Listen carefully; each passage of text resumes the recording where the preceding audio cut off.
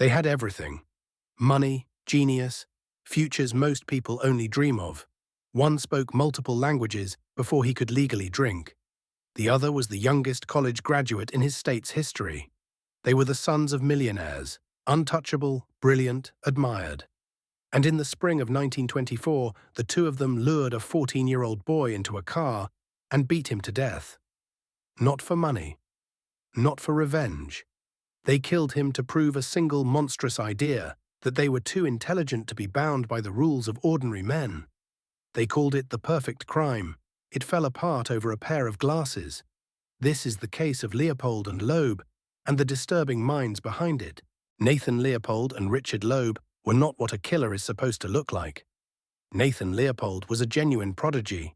He spoke multiple languages, was a respected ornithologist, and had already begun law school with a reported IQ near genius level. Richard Loeb was his opposite in temperament, charming, handsome, effortlessly likable, the youngest graduate in the history of the University of Michigan. Both came from enormous wealth on the south side of Chicago.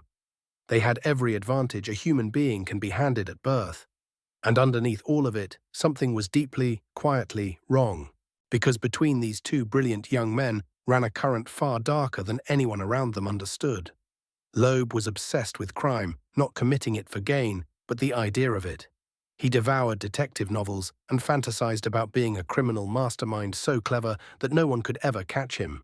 Leopold was obsessed with Loeb. He was infatuated, almost worshipful, and so the two of them struck a chilling bargain. Leopold would help Loeb commit his crimes, and in exchange, Loeb would give Leopold his companionship. A private contract, written in obsession. Each one became the thing the other could not live without. Apart, they were two odd, gifted young men. Together, they became something neither could have been alone, and Leopold had found a philosophy to justify it all. He had become fixated on the German philosopher Friedrich Nietzsche, and on his concept of the Übermensch, the Superman. In Leopold's twisted reading, a superior human being existed beyond ordinary morality. The laws that governed lesser people simply did not apply to him, and Leopold was convinced that he, and above all Loeb, were exactly such men. Follow that logic to its end, and you arrive at something horrifying. If you are truly above the law, then murder isn't a sin. It's a demonstration, a way to prove, beyond all doubt, that you are superior. The perfect crime wouldn't make them criminals. In their minds, it would make them gods. This was not a crime of passion, it was a project. For 7 months the two of them planned, calmly, methodically, almost lovingly. They rented a car under a false name. They opened a bank account under an alias. They prepared rope, acid, and a chisel. They drafted a ransom note in advance, not because they needed the money. They were millionaires' sons. The ransom was set dressing, a misdirection to make their masterpiece look like an ordinary kidnapping. They didn't even choose a specific victim at first. It almost didn't matter who. It only had to be a child from their wealthy neighborhood. A life reduced to a detail in a plan.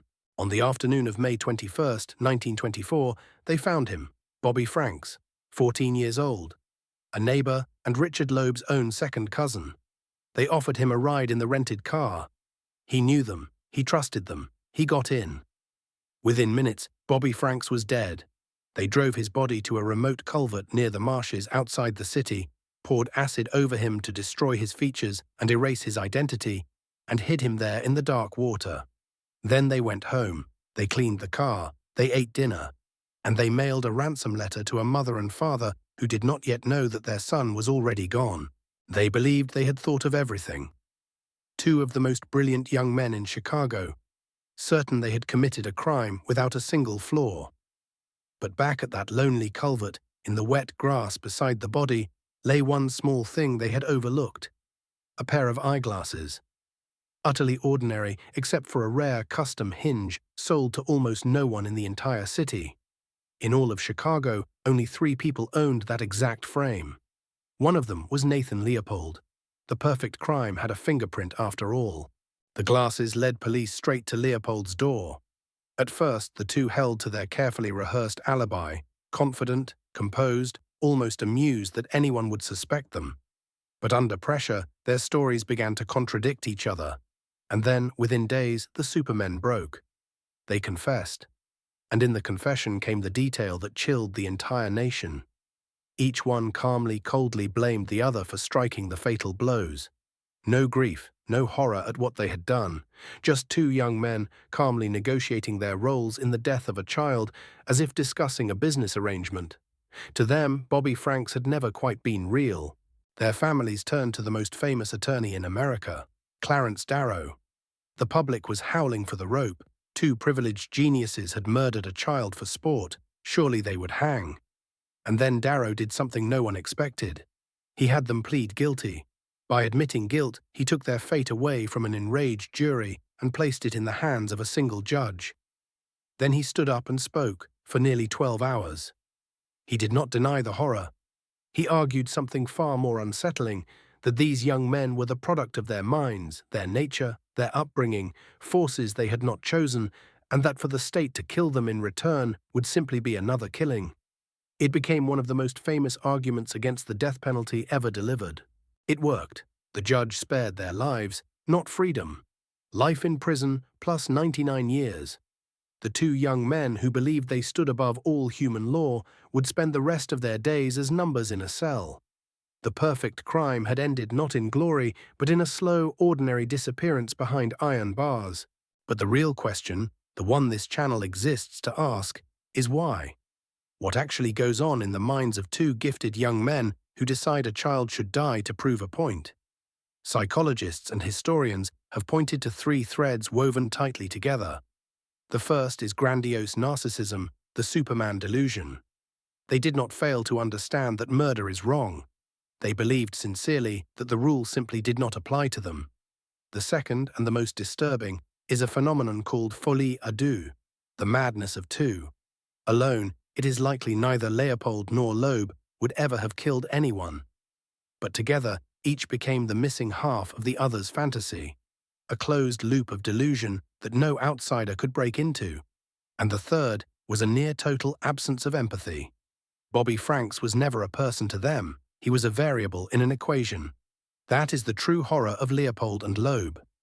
Not that they were monsters wearing the faces of men, but that they were intelligent, polite, promising young men whose minds had quietly agreed that another human being simply did not count. The story doesn't end in that courtroom. In 1936, Richard Loeb was killed by another inmate inside prison walls. Nathan Leopold lived on and strangely spent decades trying to become someone better, volunteering for medical experiments, teaching other prisoners, learning still more languages. He was paroled in 1958, moved far away, and died in 1971. One of them never left his cell. The other spent the rest of his life trying to outrun the boy he had been. If you want more cases where the most disturbing thing isn't the crime, but the mind behind it, subscribe to Disorder in the Court. Court is adjourned.